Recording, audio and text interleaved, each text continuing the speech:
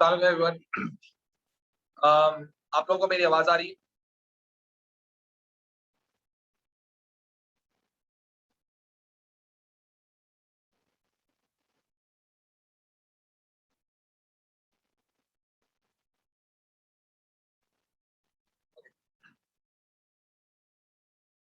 Fine. अच्छा जी class, आज ये कान वाली चीज जो है ना, मैं घर पे भूला है। ठीक है, तो माइट बी पॉसिबल आवाज शायद उतनी क्लियर ना हो, लेकिन I try my level best मैं चीख के बोलूं तो आप लोगों को चीज समझ आए। अच्छा, किसी ने मुझसे कुछ पूछा था, बड़ा खराब चीज पूछी थी, अल्लाह जाने क्या चीज़। देखते हैं।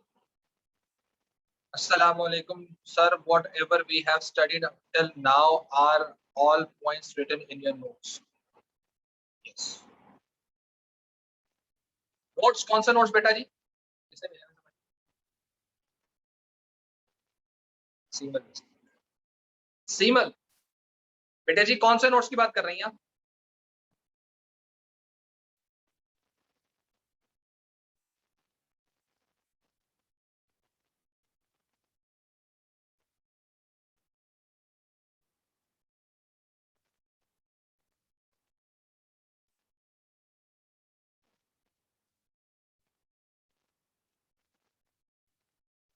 Any of yours? मैंने तो अभी तक कोई नोट्स के मुतालिक बात नहीं की।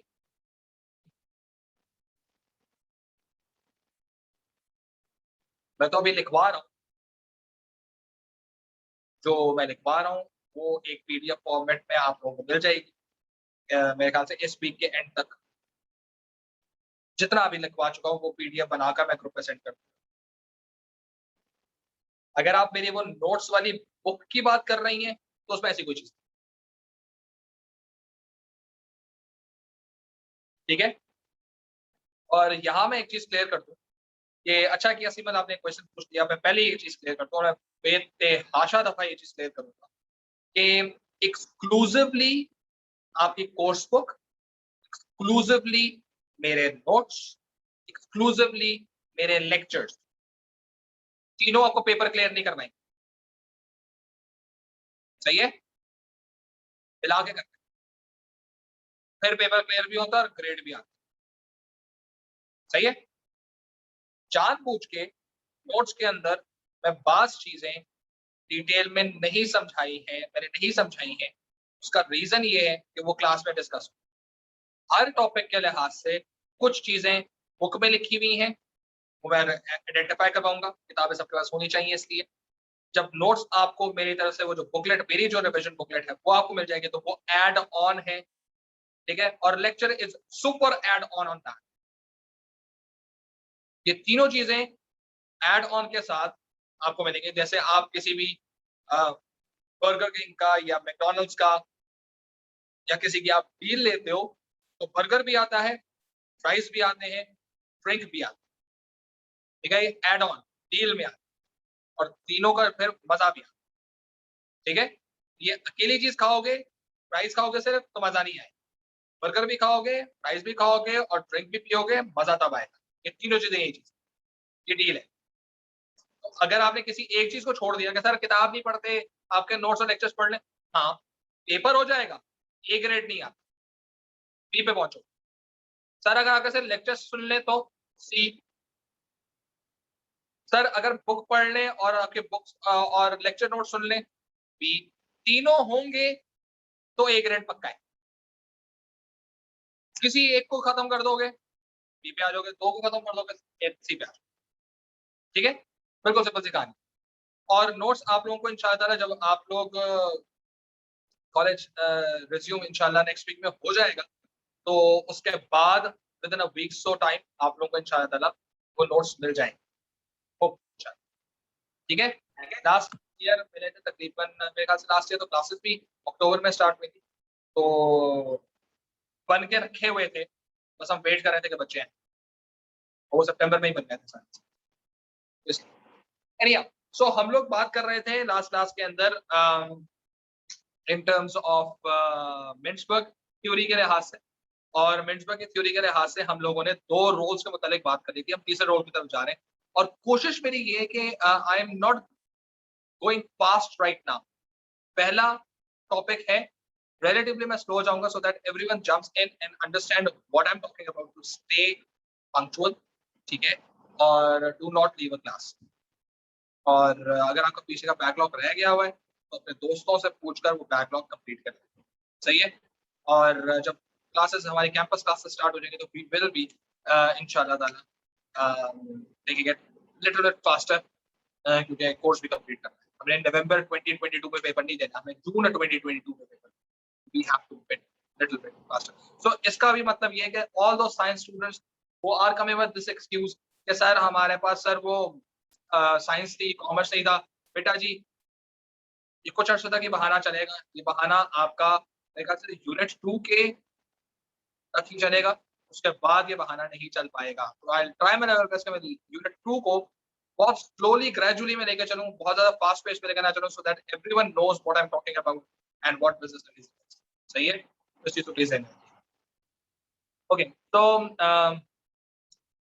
अभी तक हम लोगों ने मिन्सबर्ग के लिहाज से जो बात की थी, इसमें कोई इशू है तो प्लीज पूछ लें। और अगर नहीं है तो फिर हम आगे चलते।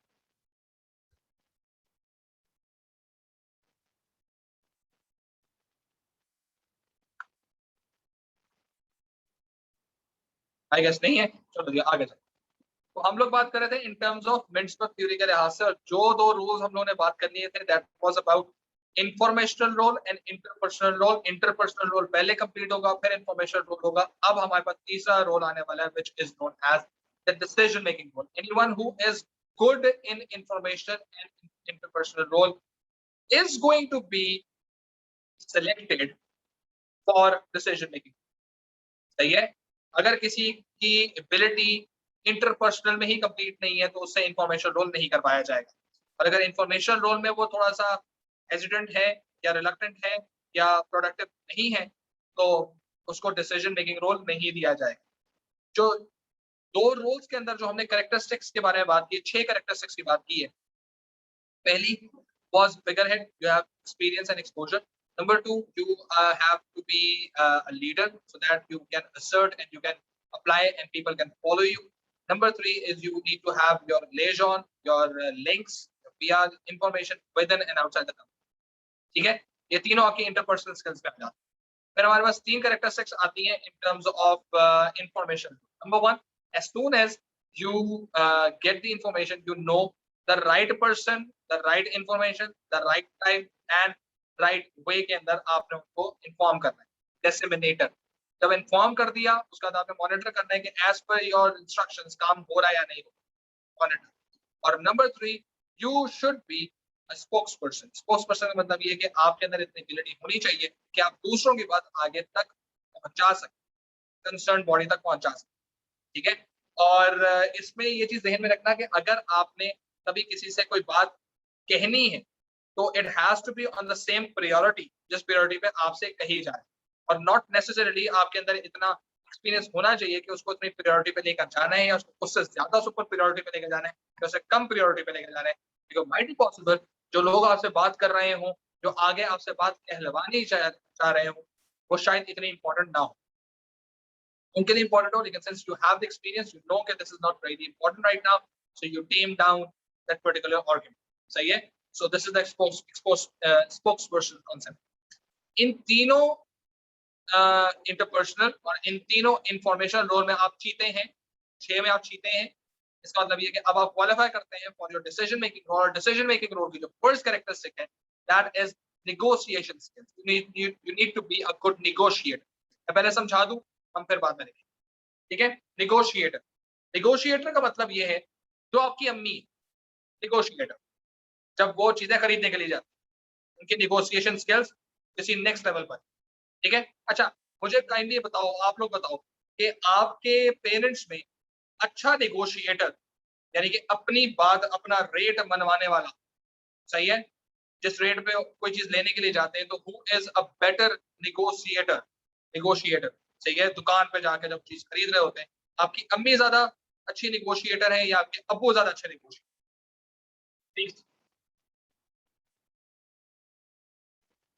अब्बू, अम्मी, फादर, वो दोनों। Okay, this is basic kind of obviously अम्मी। ओके, अम्मी जीत रही है सर, अम्मा अम्मी। ओके, अम्मी ने सर लीड ले ली है नाजरीन। और अबू पहले बड़े अच्छे पेस पे आगे जा रहे थे, लेकिन एकदम से अम्माओं ने कहा नहीं, ये जमाना फेमिनिज्म का है और हम हमारा चाहिए, इसलिए आगे बढ़। अम्मियों के पास एक रियलिस्टिक, एक अनरियलिस्टिक पावर होती है। आई गेस के अब्बू वगैरह, अब्बू कैटेगरी के जो लोग होते हैं ना, वो ज्यादा निगोशिएशन में पड़ते नहीं है। उनकी निगोशिएशन किसी और लेवल पे जा रही होती है। जैसे फॉर एग्जाम्पल गाड़ी खरीदनी है, गाय खरीदनी है, भैंस खरीद, बकरे खरीदने हैं, सही है, कोई ऐसा की चीज खरीदनी है ना, उसके ऊपर अब्बू का वो फैक्टर आता है, बड़ी कमोडिटीज के ऊपर। कपड़े खरीद रहे हैं, राशन खरीदना है, धनिया पुदीना खरीदना है, यहाँ पर हमने अम्मियों को फोकस करवाया हुआ है। यानी कि अभी basically what we have done in our society के सम लाइक एक्सपेंसिव खर्चे they basically are done by Apu, and some relatively less expensive खर्चे वो उसकी बार्गेनिंग हमने अम्मियों को दे दी है। कपड़ों के ऊपर बड़ी अच्छी बार्गेनिंग होती है। Mothers hold the power of to make impossible possible. Exactly, that's the thing. This is something all mothers have. उनके अंदर तो माशाल्लाह इतनी कैपेबिलिटी भी होती है कि वो आपको देख के कहती है कि मेरा चांद सा बच्चा। उनके उनका जिगरा देखो, उनका दिल, कि आपको के निकलते हैं, हाय कितना प्यारा लग रहा है ना? ये माँ ही कह सकती है, कोई और नहीं।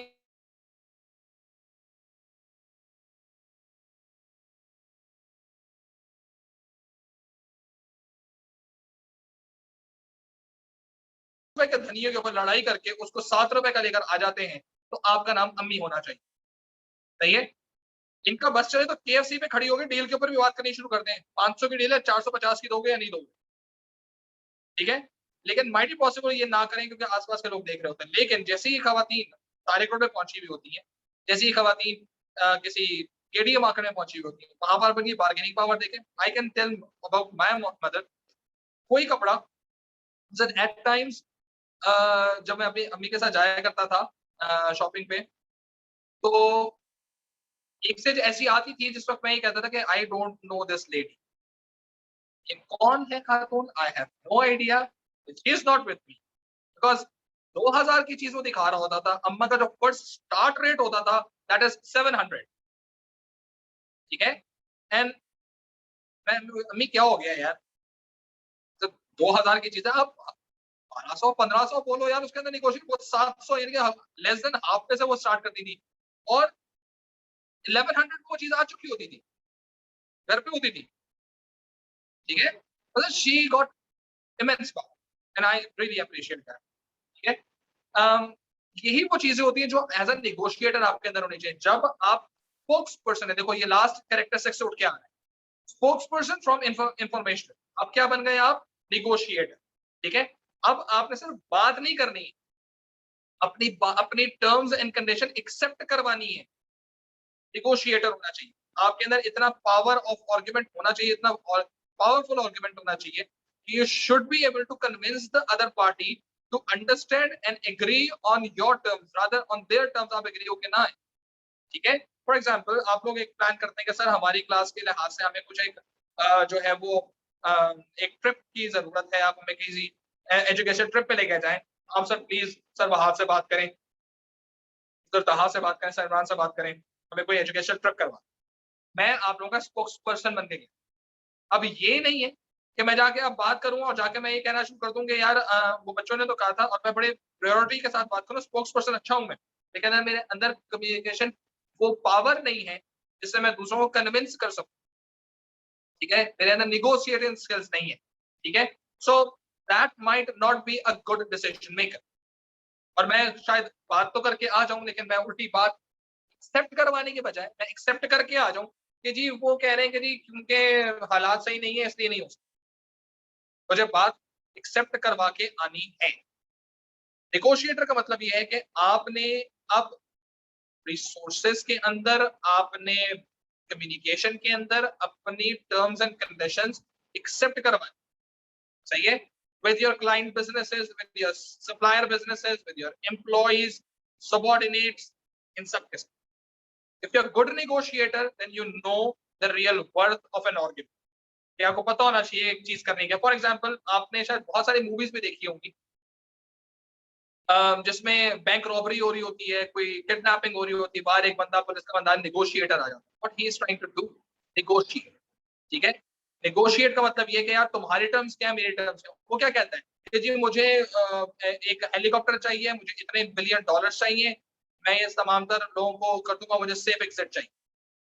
नेगोशिएटर ये कहते हैं हाँ ठीक है तुम्हें दे दो भाई, सब सब चलो घर जाओ, घर शाबाश घर जाओ, ये सब सब दो और अल्लाह अल्लाह फैसला। आपने उसके टर्म से जाना ही नहीं है, फौरन से वैसा आपकी तरफ से ये चीज आती है कि ठीक है तमाम तर लोगों को आप बाहर निकालो। ठीक है, आपको सेफ अमाउंट पे जाने को तैयार हूं, लेकिन पहले हमारी भी टर्म्स मान। तो वो चीजें होती हैं जो कि बेसिकली नेगोशिएट, एक वक्त ऐसा आता है नेगोशिएटर विंस द रेस। ठीक है ना, that is basically what negotiator is, कि आपने दूसरे को, सामने वाले को अपनी टर्म्स पे लेकर आना। ऐसा नहीं कि आप उसकी टर्म्स पे मान के आ जाओ। ठीक है, सो आपने बकायदा अपनी बात एक्सेप्ट करवा के आनी है। This is negotiate. ठीक है, and how quickly you do, how much experience you have, how much connections you have. सही है, and how well you can assert. देखो मैंने सब बातें बोलती है पिछली। सही है, how much exposure you have, अगर है, how much you can assert your information, leader, how much links you have, liaison, and how much you can influence. सही है, other people, और उनके लिहाज से बात की जा सकती है। This is basically kind of a spokesperson वाली कहानी। ये सारी वो एलिमेंट्स हैं जो एक निगोशिएटर में होनी लाजमी। बात भी करनी है, बात को असर्ट भी करवाना है, आपका एक्सपोजर भी होना चाहिए, इस बात को हैंडल कैसे करना है, और आपकी इतनी पीआर होनी चाहिए कि वो आपकी बात माने। यानी नेगोशिएटर के लिए लिएजन, फिगर हेड, स्पोक्स पर्सन और लीडर की कैरेक्टरिस्टिक्स होनी लाजमी है, तब आप एक अच्छे नेगोशिएटर बन सकते हैं। और एक और भी डिसमिनेटर। ठीक है, सही बात करनी ना उससे। अब आप गोश्त की दुकान में खड़े हैं, धनिये के रेट के ऊपर बात कर रहे हैं, तो भाई गोश्त वाले कहेगा भाई मुझसे गोश्त वाले के मुताबिक बात करो ना यार, उससे धनिये की बात क्या कर रहे हो। सही है, तो right person, the right information. जब आपके नेगोशिएटर की बात हो जाती है कंप्लीट, फिर आकर एक और कैरेक्टरिस्टिक आती है which is known as resource allocator. सही है, रिसोर्स एलोकेटर का मतलब देखो, बिजनेस दुनिया, ठीक है, यहां पर हर कोई भी चीज अनलिमिटेड नहीं। ठीक है, पानी वो भी अनलिमिटेड नहीं है, हवा वो भी अनलिमिटेड नहीं है। सही है, पैसा वो भी अनलिमिटेड नहीं है। हाँ, कुछ चीजें अनलिमिटेड है, जैसे बुक्स हो गया, झूठ होगा, बदयांती हो गई, बिट्रेयल हो गया, अनलिमिटेड, रुकता ही नहीं है भाई, नेक्स्ट लेवल पे जाता है। ठीक है, अच्छी चीजें जितनी भी है ना सारी लिमिटेड। ठीक है, इसका मतलब क्या है कि जब कोई चीज लिमिटेड होती है ना, तो इसका मतलब ये है कि अगर मैंने कोई एक चीज कंज्यूम कर ली उसमें से, तो बाकी दुनिया के लिए रिमेनिंग रिसोर्स कम रह जाएगी। सही है, पूरी दुनिया के अंदर 1 लाख ग्लास पानी के हैं फॉर एग्जाम्पल। सही है, पूरी दुनिया में 1 लाख ग्लास पानी। ठीक है, मैंने 1 ग्लास पी लिया, अब बाकी पूरी दुनिया के लिए 1 ग्लास पानी नहीं रहा, कम हो। तो किसी और बंदे ने एक और पी लिया। ठीक है, ब्ला ब्ला ब्ला करते करते करते अब बहुत सारे लोगों के पास एकदम से जो सिलेक्शन की जो होती है ना, सेलेक्ट करने के चांस जो होता है वो रिलेटिवली कम होना चाहिए। मेरे पास 1 लाख ग्लास में से 1 ग्लास सेलेक्ट करना था, और ये एक एक ग्लास पीता जाएगा, तो एक वक्त ऐसा भी आएगा कि एक बंदा वो होगा तो कहेगा मेरे पास सिर्फ 10 ग्लास है, और इन 10 ग्लास में से एक सेलेक्ट करना है। और हो सकता है कोई ऐसा बंदा भी हो, यार ये अकेला ही ग्लास है, इसी को मुझे पीना पड़ेगा, बाकी सब तो पी चुके हैं। चॉइस नहीं होती, रिसोर्सेज आर लिमिटेड, याद रख। ठीक है, कोई भी रिसोर्स है वो लिमिटेड है। आपकी जेब में पैसे लिमिटेड है, आपकी इज्जत लिमिटेड है, नहीं सॉरी, आपकी जो एबिलिटी ऑफ टेकिंग डिसीजंस है वो लिमिटेड है, आपके पास जो टाइम है वो लिमिटेड है। सही है, आइडियाज लिमिटेड है, इम्प्लीमेंटेशन लिमिटेड, हर चीज लिमिटेड। सही है, लेकिन अब ये चीज ध्यान में रखना कि आपको किस वक्त किस रिसोर्स को इस्तेमाल करना है। सही है, आपके, चलो मैं आप लोगों से एक क्वेश्चन पूछता हूँ। आप लोगों के कमरे में जो आप लोगों का अपना पर्सनल रूम है, वहां पर कोई ऐसी चीज आपके पास है name that thing that you have not used for past 1 month, और वो 1 month से वहीं पड़ी हुई है, यू हैवंट यूज्ड इट। कोई आपके कमरे में ऐसी कोई चीज है जिसको आपने 1 महीने, उर्दू की बुक, सही है, 1 महीना, मिनिमम मिनिमम 1 महीना हो चुका है and you haven't touched it. Anyone else? कोई कपड़े, कोई गेमिंग कंसोल, कोई सोफा, स्कैनर, कैमरा, ठीक है। दिस इज नॉट बेसिकली, ये जो आप बता रहे हो कि बुक्स पढ़ी हुई है, उर्दू की बुक पढ़ी हुई है, स्कैनर पड़ा हुआ है, कैमरा पड़ा हुआ है, हो सकता है किसी क्लोजेट के अंदर कोई पुराने कपड़े पड़े हुए होंगे, ये कौन पहनता है, तो ओल्ड फैशन हो गए, सही है। आपके सर्दियों के कपड़े जो ओरिजिनली आप लोगों की एक और बकेट के अंदर डले हुए होंगे, जो संदूक खुलेगा तो उसमें तो वो चीजें निकलेंगी। ओरिजिनल चीज क्या है? रिसोर्सेज आर लिमिटेड, इसलिए रिसोर्स को एलोकेट इस तरह से करो कि बिला वजह की चीज जाया ना, ठीक है। जब ये पेंडेमिक स्टार्ट हुआ 2020 के अंदर, मार्च में पाकिस्तान के अंदर पहला केस आया और उसका तकरीबन मार्च के एंड में, अप्रैल में क्लासेस बंद हो गई, हम लोग ऑनलाइन चले। सो ऑनलाइन के अंदर what I had to do, I had to buy this tab. मेरे पास ये टैब नहीं था पहले, मैंने टैब खरीदा, सही है। उसके बाद फिर मैंने कहा चलो मैं घर पे, क्योंकि कॉलेज में जाना नहीं होता था, घर पे क्लास देनी होती थी, देन आई ट्राइड कि यार कैमरा अच्छा होना चाहिए। अब कैमरा अच्छा होने के लिए मोबाइल फोन देखा, तो मोबाइल फोन वैसे ही हंस रहा था मुझे देखकर, मैं तो वैसे ही चलने के मूड में नहीं हूँ। हाँ, ये तो आप लोगों की बहुत ज्यादा हो, फेंक दे उनको, थिंग्स आपके पास पड़ी हुई, एक महीना प्लस इस्तेमाल ही नहीं की, ठीक है। तो वो मैंने फिर कैमरा ली, मेरे ख्याल से मैंने कैनन का कैमरा नहीं, काफी अच्छा वाला कैमरा था, वो मैंने लिया कि जी मैं उसके सामने बैठ के वीडियो वीडियो बनाऊंगा, ये करूंगा वो करूंगा। उसका सेटअप में इतना टाइम लगता था कि मेरा दिमाग खराब हो गया, मैं नहीं कर रहा। अब वो पड़ा हुआ मेरे पास, मेरे ख्याल से तकरीबन टोटल वो अगर इस्तेमाल हुआ होगा ना, तो 10 घंटे इस्तेमाल हुआ, 10 आवर्स इस्तेमाल हुआ होगा मैक्सिमम, 1 साल हो गया उसको, ठीक है। सिर्फ वो 10 घंटे इस्तेमाल हुआ है, उसके अलावा इस्तेमाल नहीं, ठीक है। अब मुझे समझ नहीं आ रही क्या करूं। रिसोर्स हैव बीन एलोकेटेड, पैसा हैव बीन एलोकेटेड, सही है, rather wasted, for me it is wasted now, और मैं 2-3 दिन पहले ही सोचा था मैं उसको निकालने। तो अब पॉइंट इस तरह से है कि जो मैनेजर होता है ना, उसको मालूम होता है कि रिसोर्स को एलोकेट कैसे, ठीक है।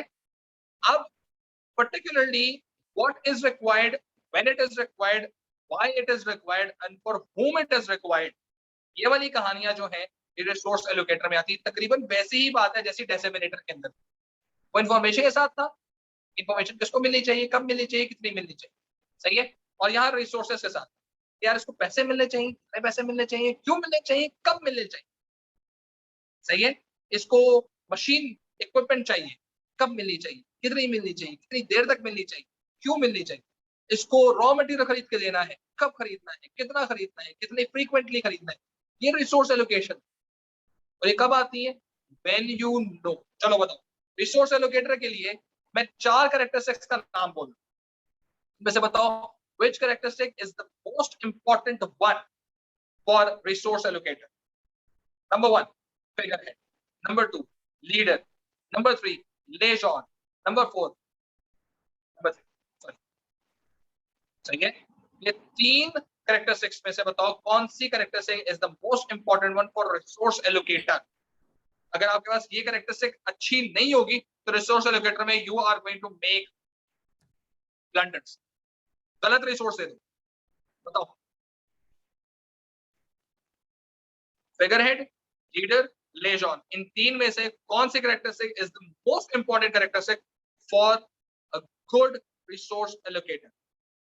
फिगरहेड, लेजॉन, लीडर बोल रहे, समाविया, लीडर, लेजॉन, फिगरहेड।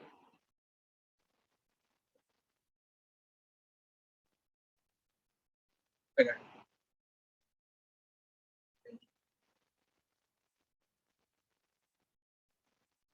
सबसे इंपॉर्टेंट तरीन चीज।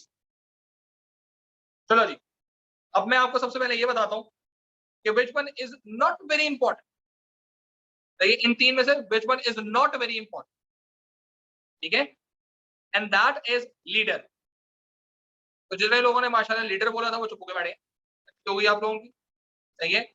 लीडर अभी इतना इंपॉर्टेंट नहीं है, इसके लिए बाकी दो रहेगा, या तो फिगर हेड है या लेजॉन है। जो बेसिक नेसेसिटी है रिसोर्स एलोकेटर की, वो उसका फिगर हेड होना है। तो ये अल्टीमेट जो बेसिक कैरेक्टरिस्टिक है ना, उसका एक्सपोजर होगा, तभी तो पता चलेगा इसमें रिसोर्सेज कब चाहिए, कितनी चाहिए, क्यों चाहिए, किसको चाहिए और कितने फ्रीक्वेंटली चाहिए। सही है, और कहां से हासिल करूं। अब वो कहां से हासिल करूं वाली कहानी के लिए मैं लेजॉन, सिर्फ एक क्वेश्चन का आंसर जो है ना वो लेजॉन निकला था, कहां से हासिल करूं, मेरे पास लिंक्स है। याद रखो, रिसोर्स एलोकेटर के लिए लेजॉन और figurehead both are important, लेकिन इन दोनों में से भी अगर किसी एक को सिलेक्ट करना है ना, which one is the most important one, then it's figure head, because that basically gives you the exposure, तो tells you कि उसके पास एक्सपोजर है, एक्सपीरियंस है, उसे देखा हुआ है कि रिसोर्सेज कहां से मिले। ठीक है ना। फॉर एग्जाम्पल, आपने अपने किसी दोस्त की बर्थडे के लिए आपने एक बर्थडे पार्टी जो है वो आप लोगों ने सेलिब्रेट करनी है, सरप्राइज बर्थडे पार्टी आप लोगों ने सेलिब्रेट करनी। अब रिसोर्सेज चाहिए, ठीक है। कहां से मिलेगा भाई, अभी सुबह के 8 बजे केक कहां से मिलेगा। सही है। वो जी वो हम लोगों ने वो फायर क्रैकर भी लेना है, तो सुबह को 8 बजे कौन सा फायर क्रैकर वाली चीज होगी, वो जी हमें बलून भी चाहिए। वो तकरीबन कोई 8वीं या 9वीं दफा जो है वो 15 साल के हो रहे हैं। ठीक है। तो वो सर 15 साल तकरीबन 8 साल पहले हो गए थे, लेकिन हर साल वो 15th बर्थडे बनाती है। सही है। लड़कियों की उम्र बढ़ती नहीं है ना, लड़कियों की उम्र नहीं पूछनी चाहिए, लड़कों के पैसे नहीं, तनख्वाह नहीं पूछनी चाहिए। बेसिक सोसाइटी का नॉर्म है, इसके आगे हम कोई और बात करेंगे। ठीक है ना। तो इसलिए वो 16 की होती है, वो 16 की रहती है। ठीक है। कांपना भी शुरू कर देती ना, दादी भी बन जाती है, कितने साल, 16 की तो हूँ, इससे ज्यादा की जाती भी नहीं, तो इसलिए उनकी उम्र नहीं बढ़ती। इसलिए वो, अब एक बंदा जिसको पहले से पता हो कि यार इस सुबह 9 बजे कौन सी दुकान बलून्स वाली खुली भी होगी जहाँ से फायर क्रैकर्स भी मिल जाएंगे, और वो कौन सी बेकरी होगी जो अच्छा केक भी लेकर आ सकती है और टाइमली हमें बुला भी सकती है, कब पता होगा, जब उसका एक्सपोजर एक्सपीरियंस हो। किसी ने जिंदगी में कभी बर्थडे किसी की सेलिब्रेट ही ना की, उसको कख नहीं पता होगा करेगा। सही है। फिर उसको उस पर डिपेंड करना पड़ेगा, यार मैं जानता हूँ एक बंदा वो सेलिब्रेट तो करता है, पिछले साल 4 साल से वो मुसलसल हर साल नई गर्लफ्रेंड के साथ बर्थडे सेलिब्रेट करता है, तो he is experience guy, he is experience, not pure experience. उसका लेजॉन हो सकता है, आपका नहीं। ठीक है। So resource allocator is very important. Third चीज आपके पास ये, रिसोर्स एलोकेटर समझ आ गया, किसी को इसमें कोई इशू है तो प्लीज पूछ। दो बताई है मैंने अभी, एक मैंने बताई है नेगोशिएटर, दूसरी मैंने बताई रिसोर्स एलोकेटर। इन दोनों में किसी को इशू है तो बता दो।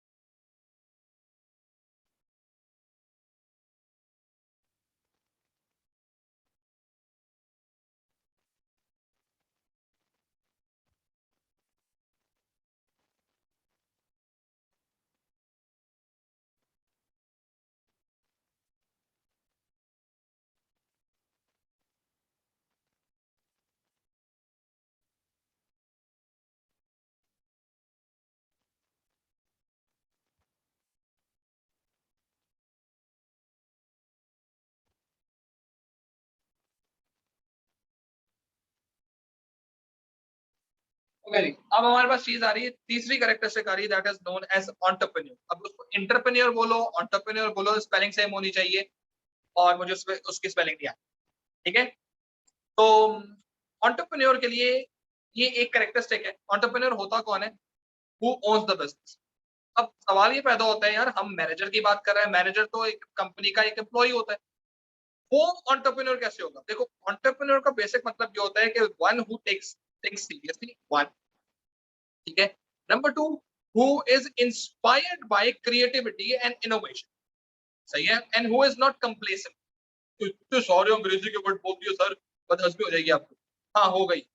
देखो, पहली बात तो ये है कि जब आप एक एंटरप्रेन्योर होते हैं तो आपके अंदर क्रिएटिविटी होती है। आप अपने काम को ये देखकर नहीं करते ये किसी के लिए कर रहा हूं, आपको ये चीज होती है यार ये मेरा काम है। For example, if I am teaching, ठीक है, मैं वेल्स कॉलेज के लिए पढ़ा रहा हूँ। ठीक है। मैं दूसरे कॉलेज में जाऊंगा, मैं उस कॉलेज के लिए पढ़ाऊंगा, मैं तीसरे कॉलेज में जाऊंगा उसके लिए पढ़ाऊंगा, चौथे कॉलेज में जाऊंगा उसके लिए पढ़ाऊंगा। ठीक है। तो अब अगर मेरे ज़हन में ये होगा कि बीएस कॉलेज है यार, कोई बात नहीं, एक दफ़ा नहीं भी पढ़ा है तो क्या हो जाएगा, सही है, और मैं पिछले 15 साल से पढ़ा रहा हूँ यार, क्या यार एक ही चीज़ पढ़ा-पढ़ा के मैं थक गया हूँ यार, चल यार इस बार ऐसे ही लगा देते हैं। If that is so happening तो काम तो हो रहा है, सही है, काम हो रहा है, फिगर हेड हूँ, चीज़ें सारी की सारी सारी क्लियर चलती आ रही हैं। मैंने एंटरप्रेन्योर की तरह नहीं सोचा, ठीक है? मैं एंटरप्रेन्योर की तरह कब सोचूँगा, क्योंकि मैं अभी क्या सोच रहा हूँ, ये किसी का काम है, मैं किसी के लिए कर रहा हूँ। इंस्टेड के if I have to take it on my own कि यार ये जो मैं पढ़ा रहा हूँ, this is another time I have to prove myself कि I am A, know the subject, B I have the energy, सही है, C I like the subject, सही है, and E I love to share knowledge, सही है, and 5 I like to make it fun as, ठीक है? तो मुझे अब ये चीज़ जब मैं ये अपने लिहाज से चीज़ को फ़ोकस करके चला रहा हूँगा, तो ये मैं अपने लिए कर रहा हूँ। इसलिए सबसे बड़ा प्रॉब्लम मेरे साथ क्या आता है कि अगर आपके कोई दोस्त मुझसे किसी दूसरे कॉलेज में पढ़ रहे हों, तो जो एडवांटेजेस मैं आपको लिखवा रहा हूँ, मैं वहाँ नहीं लिखवा रहा हूँ, वहाँ पे कुछ और लिखवा रहा हूँ। जो यहाँ एग्ज़ाम्पल्स दे रहा हूँ, वहाँ पर एग्ज़ाम्पल्स नहीं दे रहा हूँ, वहाँ पे और एग्ज़ाम्पल्स दे रहा हूँ, ठीक है?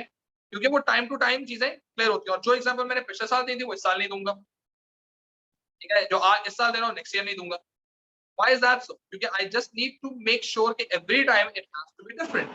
सही है, क्योंकि this is my work. मैं एक ही चीज बार-बार करना शुरू कर दूंगा, so it's not going to work out for me. हो सकता है you are going to listen for the first time, I am going to tell it the second time and I am going to lose my interest. ठीक है? So ये वो चीजें होती है जो businesses के अंदर चलनी चाहिए. When you are working, you need to take the work as your own work. सही है, so that you can bring innovation in it, creativity in it. आप कंप्लेसेंट ना हो, कंप्लेसेंट का मतलब होता है चल रहा है ना, चला ले यार, टेंशन की बात है, सही है, ये कंप्लेसेंसी होती है, कंप्लेसेंट नहीं होना आप, ठीक है, आपको हमेशा अपने अंदर वो एक पावर, एक आपके अंदर फ्यूल होना चाहिए जिसके थ्रू आप ये चीज इंजेक्ट कर सकेंगे यार, इस बार अब कुछ नया है, तो वही चीज लेकिन किसी और तरह से, समथिंग न्यू, ठीक है, so that you keep on learning, you keep on activating your inner skills of creativity and innovation, so that you keep you learning, सही है, आप बोर्डम की तरफ नहीं जाते। अगर आप में एंटरप्रेन्योरशिप नहीं होगी तो आप ओरिजिनली एक वक्त आएगा कि आप चीज से बोर हो जाएंगे। जैसे for example someone is poet, सही है, अब वो पोएट्री जब कर रहा होगा तो या वो लिरिस्ट है फॉर एग्जांपल, या वो म्यूजिशियन है, ठीक है, या वो फोटोग्राफर है, तो वो एक ही तरह की तस्वीरें नहीं खींचेगा, उसके सामने एक ही ऑब्जेक्ट, मैं फोटोग्राफर की बात कर लेता हूँ, वो ज्यादा थोड़ा सा रिलेटिव हो जाएगा, सही है। अब फॉर एग्जांपल उसके सामने ये मग पड़ा हुआ है, ठीक है जी, ये वेल्स कॉलेज का मग, ठीक है, अब ये मग पड़ा हुआ है, अब उसके सामने ये मग आप रोजाना रख दें, वो हर दफा इसकी एक नए परस्पेक्टिव से तस्वीर खींचेगा, आपके लिए मग वही मग, ठीक है, फोटोग्राफर के लिए मग एक हर दफा एक नई स्टोरी है, क्यों, काम को किसी और लेवल पे करना, ठीक है, so that is basically the point जब हम लोग बात करते हैं in terms of creativity, so a manager has to be creative, manager should own the work, सही है, कि जो मैं कर रहा हूं इसके रिजल्ट्स भी मुझ पे मैटर करते हैं, the consequences which matter करते हैं, if it's going to be a success it is going to help me out, if it is going to be a failure it is going to affect me as well, ठीक है, so when this is happening तो आपका जो manager है उसका mindset ही different हो चुका होता है, वो इस चीज पर ज्यादा फोकस कर रहा होता है कि यार this all is going to happen because of me, सही है, if you people are going to get A grades in business, so some kind of credit goes to me as well and I feel good. So regardless, somebody pay me the regard or not, I feel good. So that is basically your result influences me. और ऐसा भी possible हो सकता है भाड़ा में आए, आता है आए, नहीं आता ना आए, ठीक है, हमें क्या, ऐसे टीचर्स हैं माशाल्लाह, तो वो कंप्लेसेंट हो चुके हैं, उनको फर्क ही नहीं पड़ता कि रिजल्ट्स हैं भी या नहीं। Therefore, इस चीज को ज़हन में रखो कि when we are talking about being entrepreneur, this is the third most important category characteristic of decision making, because now you have to make a decision, because now you have to own your decision, अगर ये decision अच्छा किया तो success भी own करनी पड़ेगी, सही है। और अगर ये डिसीजन लेने के बाद आपने कुछ फेलियर हिट किया, कोई लॉस किया, कोई गलती की, मिस्टेक की, देन ओन इट। मिस्टेक्स को ओन करना बहुत मुश्किल है। हम घर में तो ये चीज कह सकते हैं कि मैंने नहीं किया, इसने किया, बिजनेस में नहीं कह सकते। ठीक है। So this is basic third characteristic जिसके बारे में हमने बात की।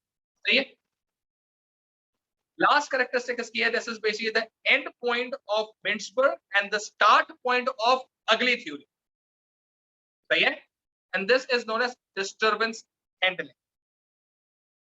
एक अच्छा मैनेजर वो है जो disturbance, panic, crisis, problem, injury, सही है, डिजास्टर में एक अच्छा डिसीजन ले सके।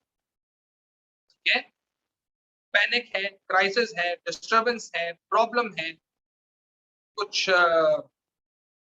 अजीब किस्म की कंडीशन है, अनसर्टन सी कंडीशन है, आपको सही डिसीजन लेना, आपको घबराना नहीं है। ठीक है। वो जो इमरान खान वाली बात है, घबराना नहीं है। ठीक है।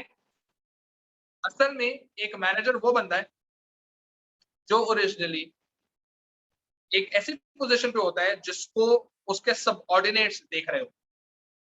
सही है।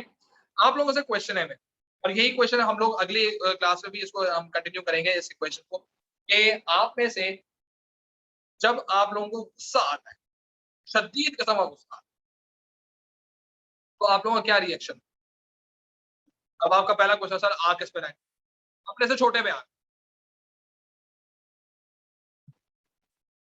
अपने से छोटे पे आ रहे, अपने से बड़े पे नहीं आ।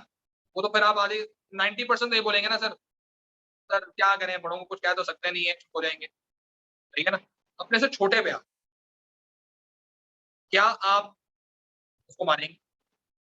क्या आप उसकी शिकायत लगा देंगे? क्या आप बैठकर उससे बड़े कूल एंड काम तरीके से, शदीद तरीके गुस्सा आ रहा है, याद रखें, कूल एंड काम तरीके से आप उससे बैठ के बात करेंगे, समझाने की कोशिश करेंगे।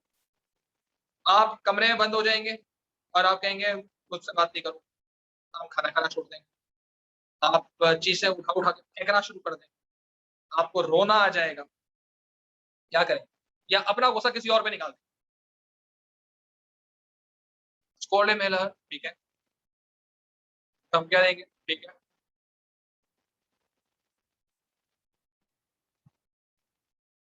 और कोई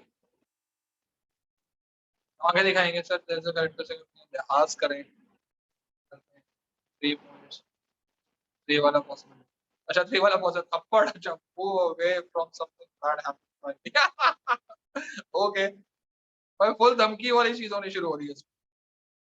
अच्छा, आप में से किसी को गुस्से में रोना आता है? छोटे भाई का को मार, डायरेक्ट थप्पड़, गुस्सा भी है। किसी को गुस्से में रोना आता है? मैंने क्या,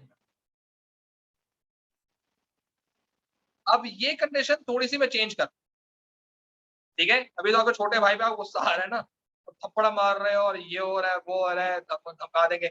अब पेपर की तरफ आ जाते हैं, सीआईई का पेपर, सही है। 2 मिनट रह गए एंड यू जस्ट फाउंड कि आपका अभी एक 10 मार्क वाला क्वेश्चन जो है वो आपने देखा ही नहीं था, आपको याद ही नहीं था, आप आराम से से बैठे हुए चिल कर रहे थे बैठे हुए, सही है।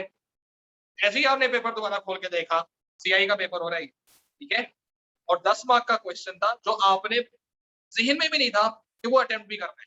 2 मिनट रह गए, पैनिक हिट्स। अब बताओ इस पैनिक अटैक में क्या करूं?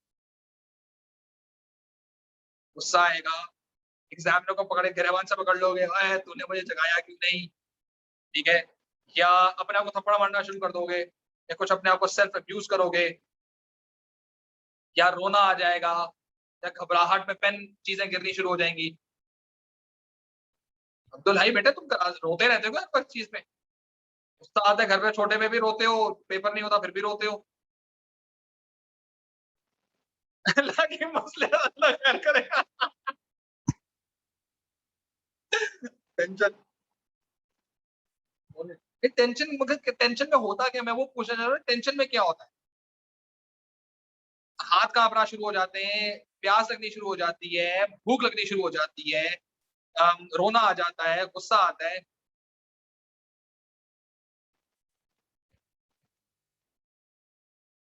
सही है? पैनिक अटैक, हार्ट अटैक, हाथ ठंडे पड़ जाते हैं, शिवरिंग हो जाती है, एंग्जायटी हो जाती है। Just think that you are a manager, heart पे हार्ट अटैक वाली फीलिंग आती है। Just think that you are a manager. सही है? इन्ना लिल्लाह पढ़ लेना। हाँ, बिल्कुल सही है। Just think that you are a manager और आपको पता चलता है कि एक डिस्टर्बेंस आ गई।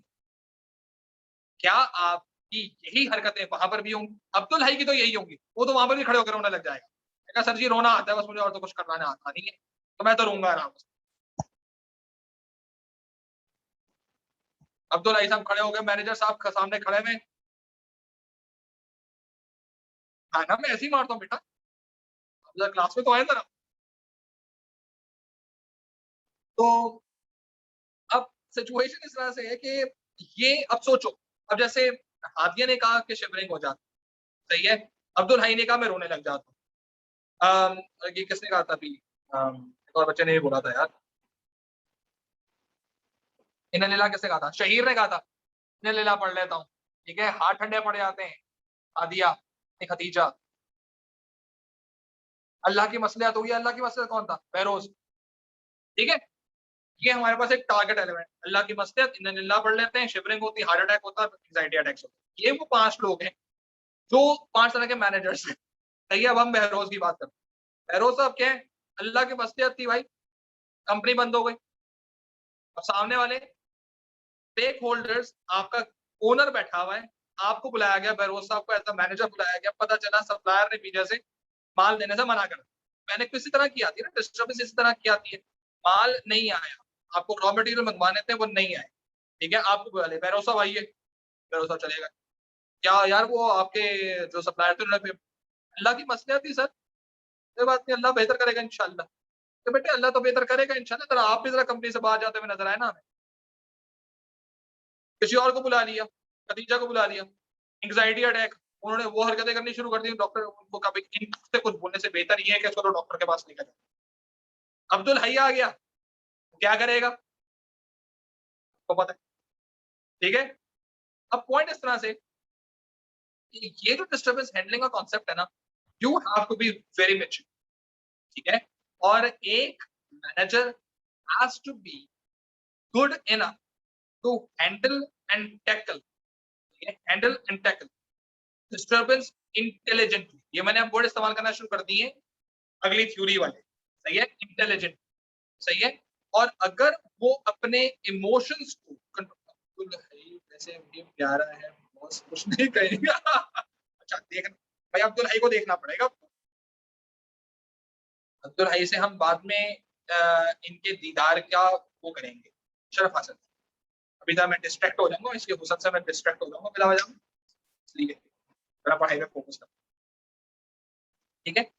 तो पॉइंट इस तरह से है कि जब आप एक डिस्टर्बेंस हैंडलर होते हैं, तो होता क्या है, ये जो आपका टेंशन होना, कभी-कभी आना, हार्ट अटैक होना, एंग्जायटी आना, रोना आना, गुस्सा आना, थप्पड़ मारना, गिरबान पकड़ना, धमकी देना, ये जो भी कोई है, these are all your emotions, सही है? और ऑल योर इमोशंस वाली कहानी जो है, ये बेसिकली बड़ी इंपॉर्टेंट है क्योंकि ये ह्यूमन साइकी का पार्ट है कि जब हम लोग बहुत ज़्यादा इमोशनली खुश होते हैं, सही है? या हम इमोशनली बहुत डाउन होते हैं, तो हम ऐसे-ऐसे वादे, ऐसी-ऐसी बातें, ऐसे-ऐसी स्टेटमेंट्स, ऐसे-ऐसे एक्शंस कर देते हैं कि खुद थोड़ी देर बाद एहसास होता है, गलत कह दिया भाई ने यार, ये क्या बात? ये बिल्कुल वही फीलिंग आई थी, जो मैं कल अगली क्लास कल भी आप लोगों को ये मैं रीस्टेट करूँगा ये वाली एग्ज़ाम्पल। ओ लेवल्स के रिजल्ट्स के बाद आप लोग हमेशा ये चीज़ आप लोगों की तरफ से आती होगी यार, अगले साल ना मैंने पढ़-पढ़ के फोड़ देना है, ऐसे पढ़ना है कि बस तो भाई चीता। इस साल गलती कर दी, अगले साल गलती नहीं करनी। भाई ने डे 1 से पढ़ना। वो उस जोश से आपने रजिस्टर खरीदा हो, वो उस जोश से आपने किताबें खरीदी थी, पेंसिल बॉक्स वगैरह सब कुछ खरीदा होता है। पहले पेज पे करके नाम लिखा, साफ-सुथरी राइटिंग की है, वो फलाने-ढिमाके। अपने दोस्तों को मना कर चुके होते, बेटा भाई ने पढ़ना शुरू कर दिया, अब भाई को अकल आ गई, अब भाई का करियर ना वो स्काई रॉकेट होने वाला है। 2 हफ्ते के अंदर अंदर आप वापस अपने प्लान पे आ चुके पढ़ लेंगे, टेंशन किस बात की? इसलिए क्योंकि आप उस वक्त बहुत ज्यादा हाई ऑन इमोशन हो, ठीक है। और यही वो चीजें होती है जो शायद आप लोगों की एज पर पता नहीं, शायद आप लोगों की भी पाशा उस एज में आ चुके हैं जहां पर आप मैसेज करते हैं या मैसेज आता है, it's not working any more, सही है। और उस मैसेज के ऊपर फिर आप कहते हैं हाँ जाओ, मुझे भी तुम्हारी जरूरत नहीं। उधर से आपने ब्लॉक किया, इधर से उसने ब्लॉक, ठीक है। हाई इमोशन होते हैं ना, ब्लॉक कर, तो क्या होता है जरा बताइए। फिर चलती हैं चर्ची की तरह की मसले, फिर चलते हैं लूजर्स वाले स्टेटस, ठीक है। फिर आता है पछतावा, ठीक है। आता है कोई और तो बात कर नहीं रही थी, इसी से बात कर लेता मैं, जिंदगी में किसी ने तो लाइफ लिफ्ट करवाई थी, इसको भी कटा दिया। हाई ऑन इमोशन, गलत डिसीजन, सही है, क्योंकि you are not intelligent then, सही है। ये डिस्टर्बेंसेस सारी के सारी। और अगर आप अच्छे एक मैनेजर नहीं है तो आपको ये मालूम ही नहीं होगा कि ये डिस्टर्बेंस को मैंने हैंडल कैसे करना है, ठीक है। अगर आपका अच्छा फिगर हेड पीछे बैक कर रहा है आपको, सही है, आपके स्ट्रॉन्ग लेजॉन बैक कर रहे हैं आपको, सही है, आपका राइट डिसेमिनेटिंग एबिलिटी आपकी बैक कर रही है, and you are a good leader as well. मैंने काफी सारी चीजें बात करनी है, मैंने बात की है if you are a figure head, if you basically are a leader, if you have a good liaison, if you are a good um, disseminator, if you are a good negotiator, say if you are an entrepreneurial skillful person, ये सब चीजें आप innovation है। जब आपकी problem, उस problem company की problem को आप अपनी प्रॉब्लम समझो, जो आपके अंदर क्रिएटिविटी हो, जो आपके अंदर लिएजॉन होगा, आप उसको सॉल्व करने के लिए लिंक्स इस्तेमाल कर सकते हो। आपके अंदर लीडरशिप क्वालिटी होगी कि आप लोगों को निकाल सकते हो प्रॉब्लम के अंदर बाहर, सही है, लोग आपको फॉलो करेंगे। आपके अंदर एक्सपीरियंस होता है कैसे इस प्रॉब्लम को हैंडल करना है, आपको पता होता है कि इस पैनिक सिचुएशन में किसको क्या कब कितनी इंफॉर्मेशन देनी है, या रिसोर्स एलोकेट करनी है। सारी पीछे की कैरेक्टरिस्टिक्स आ रही है सिर्फ किसके लिए, डिस्टर्बेंस हैंडल के, तो आप एक अच्छे डिस्टर्बेंस हैंडल हो। एक सेंस आने समझ आती है। 4 बातें की आज हम लोग। Number 1 negotiator, number 2 resource allocator, number 3 entrepreneur, number 4 disturbance handler. इन चारों में से किसी एक के अंदर कोई मसला है तो प्लीज।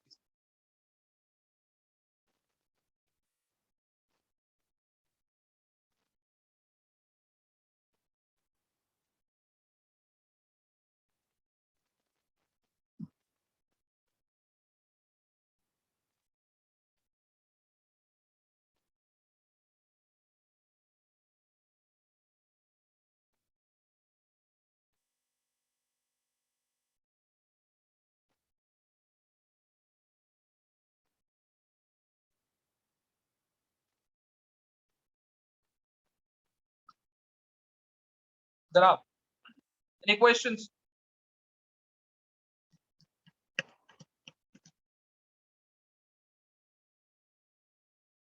क्वेश्चन है तो प्लीज पूछ लें। अच्छा, अब सिंस आज मैंने थोड़ी लंबी बातें कर ली हैं, इसलिए आज तो लिख नहीं रहे, तो हम यहीं पर ही क्लोज कर रहे हैं क्लास को।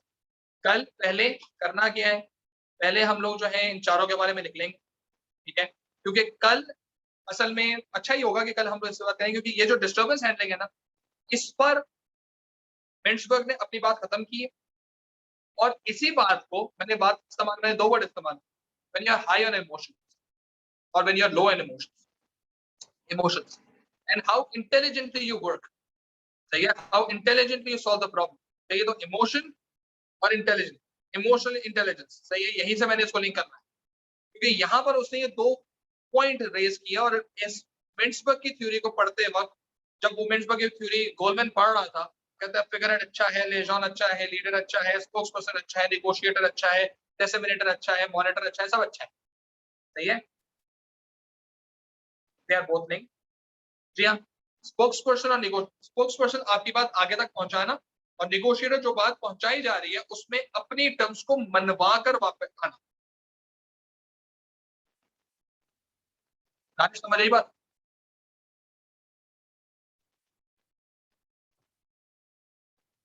Good one. अच्छा, जब गोलमैन ने इसकी थ्योरी पढ़ा था ना मिन्सबर्ग की, मेरी जो थ्योरी है, जो मैंने जिस तरह से मैं आप लोगों को समझाऊं, ऐसा हुआ नहीं है रियलिटी में, लेकिन मैं आपको ऐसे समझा, मिन्सबर्ग की थ्योरी पढ़ा था गोल, सही है। उसने पहली कैरेक्टरिस्टिक से पढ़ना शुरू किया, करते करते वो कह रहे यार सब बड़ी अच्छी बातें नहीं है, बंदा मेरे कहीं मंजन ही नहीं बिक रहा, सही है, कुछ ऐसा तो नजर है जिसमें मैं अपनी बात कर सकूं। तो जब उसे आखिरी कैरेक्टरिस्टिक पढ़ी ना, सर स्पोर्ट्स पर्सन बात पहुंचाता है, निगोशिएटर बात बना, बिल्कुल सही। तो जब उसे आखिरी कैरेक्टरिस्टिक पढ़ी ना, डिस्टर्बेंस हैंडल, ये चीज, अब आया ना डिस्टर्बेंस हैंडल अपनी बात। अब उसने कहा डिस्टर्बेंस को हैंडल करने के लिए यू, कब डिस्टर्बेंसेस कब आती है, उसमें क्या चीज हिट करती है, सबसे पहले इमोशन हिट। और अगर आप अच्छे डिस्टर्बेंस हैंडलर हैं, meaning you have to be intelligent in order to solve that particular panic और डिस्टर्बेंस। इमोशनल इंटेलिजेंस, इसने कहा मैं इमोशनल इंटेलिजेंस पे बात करूं कि हम आमतौर पर जब इमोशनली, हम देखो logically we are very intelligent. Logical intelligence क्या होती है, जो आप किसी को मशवरा दे रहे हैं, सही है, कि फॉर एग्जांपल यार मैं लेट हो गया हूँ यार, मैं क्या करूं? कोई मसले की बात नहीं है, टेंशन नहीं ले यार, जाएगा, जाके बात बात कर, हो जाएगी, एप्लीकेशन दे देना, हो जाएगा। You logically use, when it comes to you, आपके हाथ पैर खुले हुए होते, ठीक है। इसका मतलब ये है कि when we are giving someone, when we are advising someone ना, so we are logically intelligent, ठीक है। यानी कि यार टेंशन नहीं ले, एक जाती है 10 आती है, ये होती है ना, भाई टेंशन नहीं ले यार, चली गई तो क्या हो गया यार, आ जाएगी। उसको ही पता है नहीं आने वाली, आपको ही पता है नहीं आने वाली, ठीक है। लेकिन लॉजिकली क्या चीज होती है, ये कहता है ना टेंशन क्यों ले रहा है यार, छोड़ दे, सही है। For example, I am not saying कि आप में से कोई स्मोकर है या नहीं है, लेकिन अगर आप में से कोई स्मोक करता भी है, ठीक है, जो कि गलत है गलत हरकत है, नहीं करनी चाहिए। अगर कभी किसी ने, अगर कोई स्मोक करता है तो एक काम करना, जल्दी सिगरेट खाकर दे, ठीक है। जैसा महसूस होगा बाद में क्लास में आकर बता देना, अगर बोलने के काबिल रहेगा। तो अगर आप फॉर एग्जाम्पल स्मोक करते हैं, तो आपको लॉजिकली, आपको अगर मैं पूछूं भाई लॉजिकल कंडीशन क्या है, सर जी नहीं पीनी चाहिए, अच्छी बात नहीं, लॉजिकल है ना, लेकिन क्या आप इस लॉजिक पे, लॉजिकल इंटेलिजेंस में आप एक्ट अपॉन करते हैं? नहीं। तो लॉजिकली इंटेलिजेंट तो लोग होते हैं, इमोशनली इंटेलिजेंट लोग नहीं, सही है। और इमोशनल इंटेलिजेंस का मतलब ये है कि जब you are high on emotions, इधर यू आर वेरी हैप्पी और वेरी सैड, सही है। इन दोनों सिचुएशंस के अंदर, फॉर एग्जांपल आपने किसी के सामने बोल दिया कि मैं खुदकुशी कर दूं, सही है, या तुम्हारे लिए तो मैं चांद तारे तोड़ के लेकर आ सकता हूँ, अगर उन्होंने एग्री कर लिया, फिर तोड़ के लेकर आओ। हाँ, ये भाजी मजाक कर रहा था, मैं तो सीरियस हो जाती है। सुसाइड करनी है, करके दिखाओ, ये मकसद क्या, करो, जस्ट एड इट, हाँ, प्रूव इट। तो दैट्स बेसिकली, ना आप लॉजिकली, आप लोग करना तो पड़ता है वाली बात जो आई है ना, इसका मतलब ये कि you try to be logically intelligent, not emotionally intelligent, ठीक है। तो इमोशनल इंटेलिजेंस मतलब ये बात वो करो जो कर सकते हो, मैं, हाँ मैं अपनी अम्मू से बात कर लूंगा, ये भी लॉजिकली होती है सर, ठीक है, इमोशनल नहीं होती। तो इसमें भी बात ये चीज आ रही होती है, जब कभी हम बिजनेस के लिहाज से बात कर रहे होते हैं, तो you have to set certain targets, सही है, you have to convey information, you have to convince people, not by just logical intelligence. आपको इमोशनली इंटेलिजेंट होकर भी डिसीजन लेना होगा, सही है, ताकि आपका डिसीजन सिर्फ, मैं पीछे का वर्ड इस्तेमाल करूं जो मैंने पहले इस्तेमाल किया, आपका डिसीजन एफिशिएंट ना हो, आपका डिसीजन इफेक्टिव हो जाए। जैसे शुरू ही क्लास से नहीं हुई ना, उसको पता नहीं कि एफिशिएंट और इफेक्टिव में फर्क। इमोशनली इंटेलिजेंट अगर आप होंगे, तो आपके डिसीजन एफिशिएंट नहीं होंगे, आपके डिसीजन इफेक्टिव हो। अब ये एफिशिएंट और इफेक्टिव में फर्क मैं पहले बता चुका, सही है।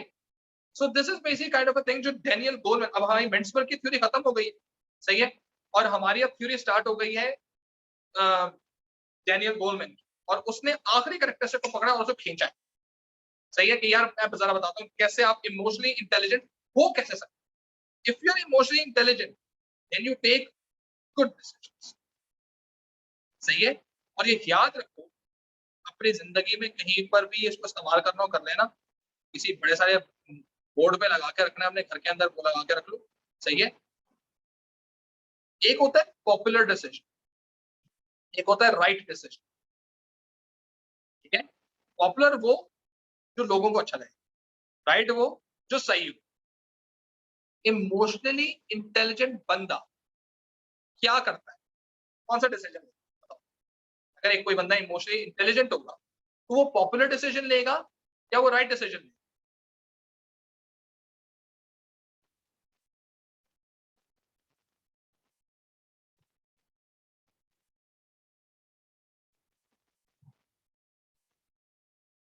सही है, that's basically the point, right decision लेगा। रॉन्ग, रॉन्ग, रॉन्ग, रॉन्ग, सही है। He is going to take the right decision and make it a popular decision. समझ रही? वो राइट डिसीजन तो लेगा लेकिन उसको पॉपुलर बना दे। ये होता है इमोशनल इंटेलिजेंस, ठीक है। इसके बारे में हम कल बात करें। जाएं, एंजॉय करें, have fun, take care, Tata.